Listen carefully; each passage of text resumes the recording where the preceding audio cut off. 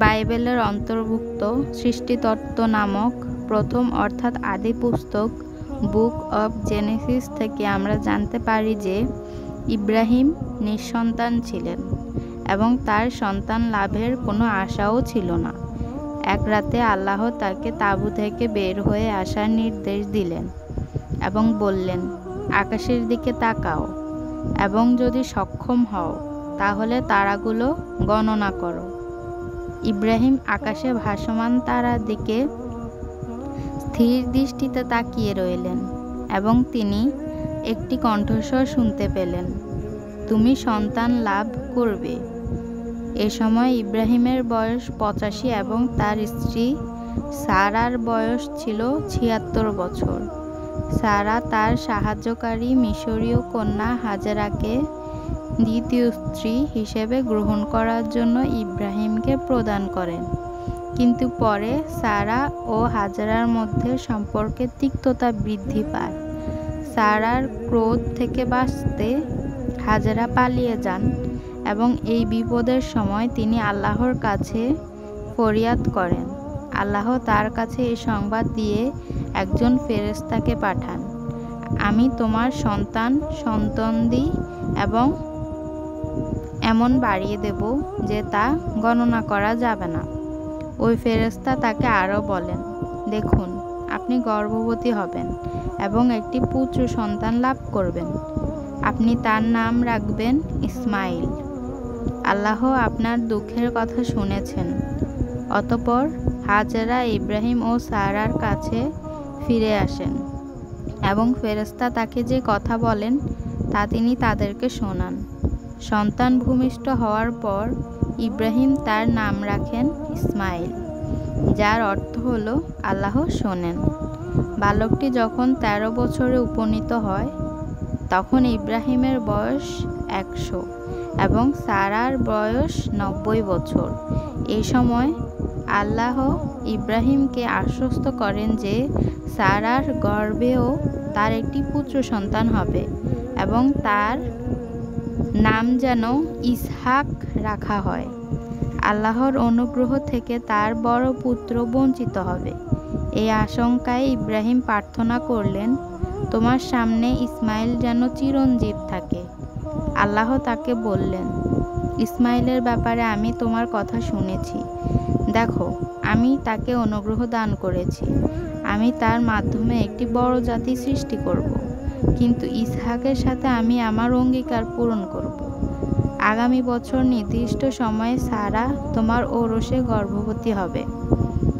সারা জন্ম দেন ইসহাককে এবং তিনি নিজেই তাকে স্তন্য পান করান। ইসহাক মাতৃদুগ্ধ পান থেকে বিরত হলে সারা তার স্বামী ইব্রাহিমকে বলেন যে হাজেরা ও তার পুত্র আর তাদের বাড়িতে থাকতে পারবে না। ইব্রাহিম ইসমাইলকে গভীরভাবে ভালোবাসতেন।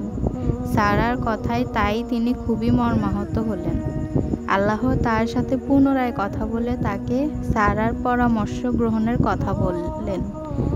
তিনি তাকে দুঃখ না করার উপদেশ দিয়ে অঙ্গীকার করে বললেন যে ইসমাইল তার অনুগ্রহ লাভ করবে। একটা নয়, দুটো বড় জাতি ইব্রাহিমের দিকে ফিরে তাকায় তাদের পিতা হিসেবে। এই দুটো জাতি হলো আল্লাহর নির্দেশিত দুটো শক্তি, দুটো উপায় যা স্বর্গীয় ইচ্ছার বাস্তবায়নের জন্য কাজ করল। কারণ আল্লাহ এমন অনুগ্রহের অঙ্গীকার করলেন না যা অপবিত্র। আত্মার মহত্ব ছাড়া আল্লাহ কাছে আর কিছুই মহান নয়। এভাবে ইব্রাহিম হলেন দুটো আত্মিক স্রোতধারার উৎসভূমি। এ দুটো স্রোতধারা একসাথে প্রবাহিত হলো। হাজেরা ও ইসমাইলের ওপর আল্লাহর অনুগ্রহ এবং ফেরেশতাগণের তত্ত্বাবধান সম্পর্কে তিনি আশ্বস্ত হলেন এবং নিশ্চিত হলেন যে তাদের জন্য সবকিছুই মঙ্গলময় হবে।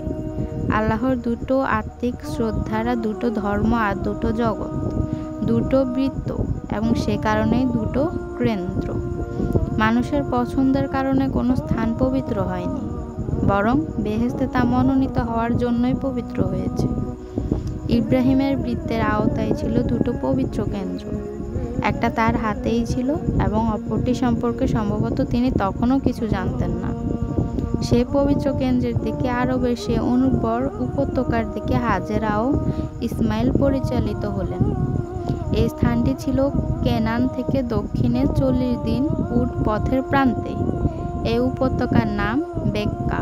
কেউ কেউ বলেন উপত্যকাটি অপ্রশস্ত ছিল বলে এরকম নামকরণ করা হয়।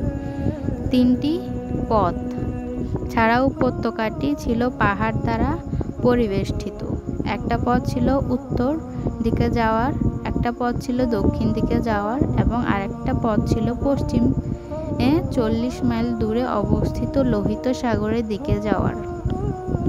হাজেরা এবং তার পুত্র এই বেক্কা উপত্যকায় কিভাবে উপনীত হন সে সম্পর্কে পুস্তকে কিছু পাওয়া যায় না। সম্ভবত কোনো পর্যটক দল তাদের সাহায্য করেছিল। বণিক দলের যাতায়াত পথের মধ্যে একটি বড় পথের ধারে ছিল এই উপত্যকাটি। এই পথকে কেউ কেউ বলতো সুগন্ধিযুক্ত পথ। দক্ষিণ আরব থেকে ভূমধ্যসাগরের সুগন্ধি দ্রব্য ও ধূপ বা এ ধরনের দ্রব্য আনার পথ ছিল এটা।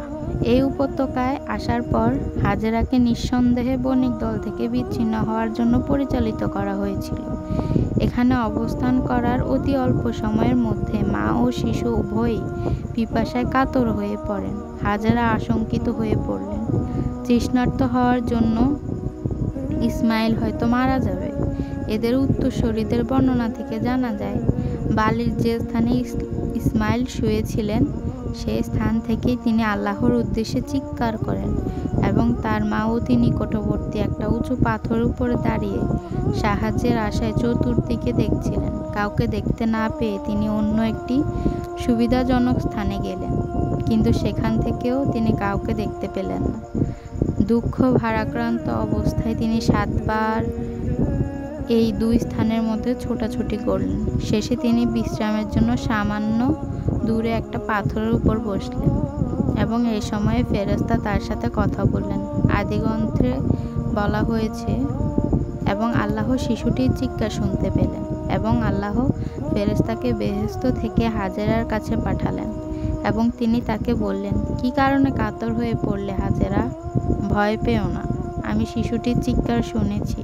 তুমি ওঠো, শিশুটিকে 2 হাত করে কোলে তোলো, কারণ তার মাধ্যমে আমি একটি বড় জাতি সৃষ্টি করব।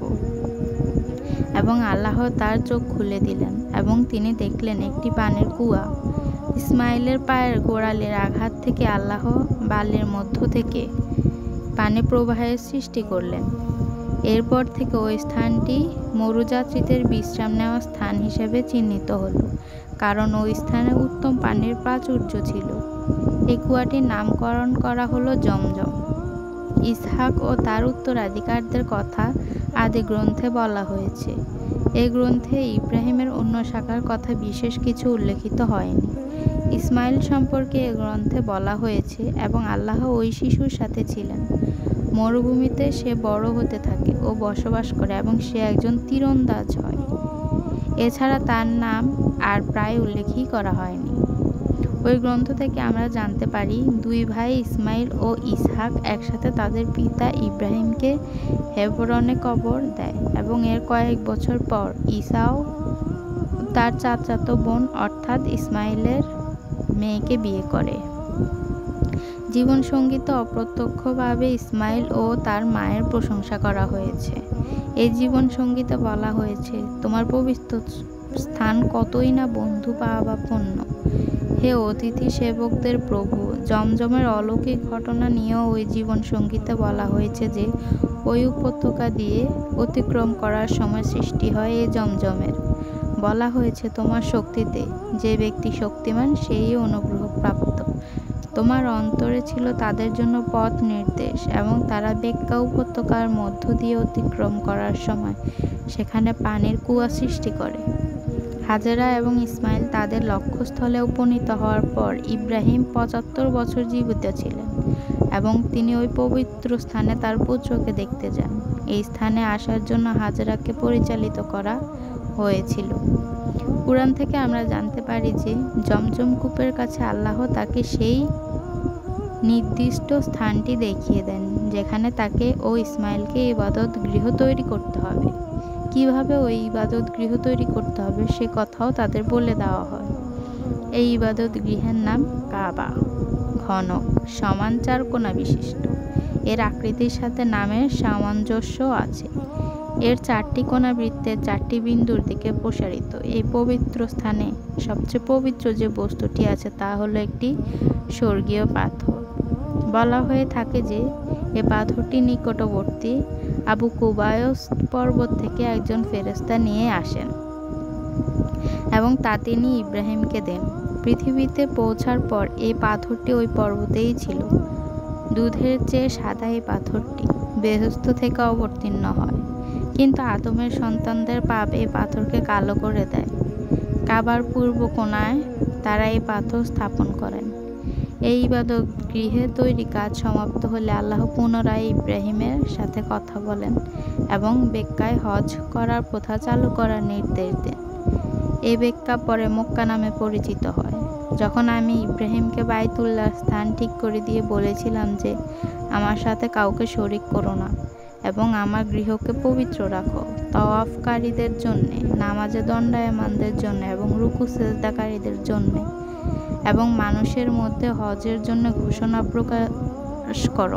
প্রচার করো, তারা তোমার কাছে আসবে পায়ে হেঁটে এবং সর্বপ্রকার কৃষকায় উটের পিঠে সওয়াব হয়ে দূর দূরান্ত থেকে। হাজারা এ সময় ইব্রাহিমের কাছে অতীতের সাহায্যের জন্য তার ছোটাছুটি কথা বলেন।